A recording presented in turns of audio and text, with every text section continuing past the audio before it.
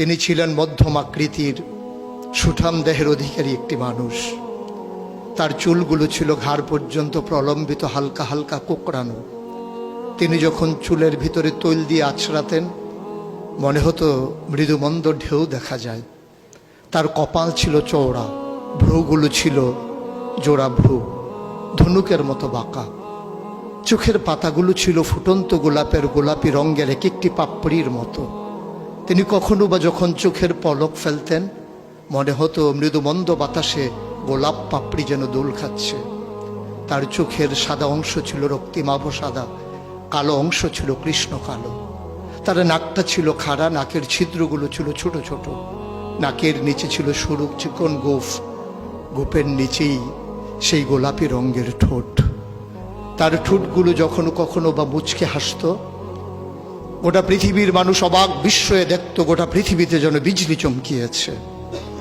তিনি কখনো বা যখন এই রাস্তা দিয়ে হেঁটে যেতেন, 1 মাস পরেও কখনো যখন সাহাবা হাঁটতেন তার গায়ের জান্নাতি গন্ধ তারা পেতেন।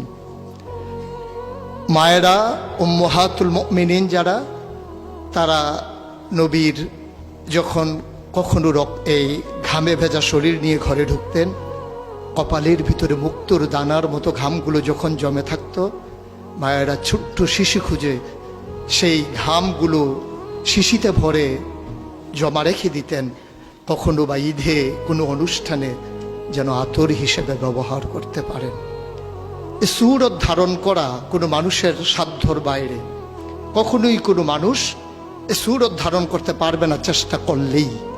কিন্তু তার সিরত যেটা অনুকরণীয়, অনুপম আদর্শ, তিনি এসেছিলেন এই জন্যে ওয়ামা আরসালনাকা ইল্লা রাহমাতাল লিল আলামিন। তিনি ছিলেন রহমত গোটা ধরনীর জন্যে। যেমন করে আল্লাহ বলেছেন, ফাবিমা রাহমাতিন মিনাল্লাহি লিনতা লাহুম ওয়ালাউ কুনতা ফাজ্জান গালিজাল কলব লানফাদ্দু মিন হাওলিক ফাআফু আনহুম ওয়াস্তাগফির লাহুম ওয়াশাওিরহুম ফিল আমর ফাইজা আযামতা ফাতাওয়াক্কাল আলাল্লাহ ইন্নাল্লাহা ইউহিব্বুল মুতাওয়াক্কিলিন। তিনি এসেছিলেন তেমন করে। কেন তাকে পাঠানো হয়েছিল? আল্লাহ নিজেই বলেছেন, লাকাদ কানা লাকুম ফি রাসূলিল্লাহি উসওয়াতুন হাসানা। তিনি ছিলেন মডেল, তিনি ছিলেন আইডল, তিনি ছিলেন আইকন, তিনি ছিলেন অনুপম আদর্শ, তিনি ছিলেন উসওয়াতুন হাসানা। তিনি গোটা মানব জাতির জন্যে সকাল থেকে সন্ধ্যা, রান্নাঘর থেকে সংসদ ভবন, তার জীবনের ব্যক্তি জীবন, পারিবারিক জীবন, সমাজ জীবন, রাষ্ট্রীয় জীবন, অর্থনৈতিক জীবন, ইন্টারন্যাশনাল রিলেশন, সকল ক্ষেত্রে তিনি ছিলেন আদর্শ, তিনি ছিলেন মডেল, তিনি ছিলেন আইকন।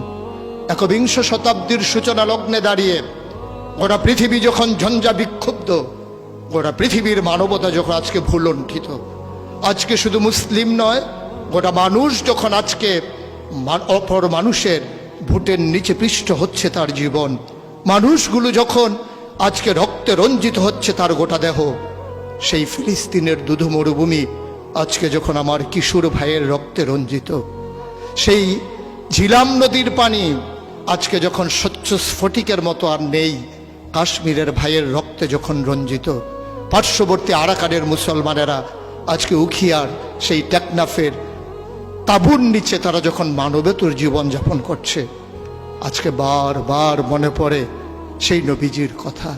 তিনি যদি আজকে আসতেন কোনো একটা ভূখণ্ডে, আমরা যদি দৌড়ে দৌড়ে তার কাছে যেতে পারতাম, গোটা মানবতা যদি বলতে পারতাম মুক্তি চাই, স্বাধীনতা চাই, ভোটের নিচ থেকে জীবন চাই, তিনি হয়তো আঁকড়ে ধরে বলতেন এখানেই শান্তি, চলে এসো উদখুলু ফিস সিলমি কাফা, তাহলেই তোমাদের জন্য প্রশান্তি, তাহলেই তোমাদের জন্য মৃত্যুর, স্বাভাবিক মৃত্যুর গ্যারান্টি।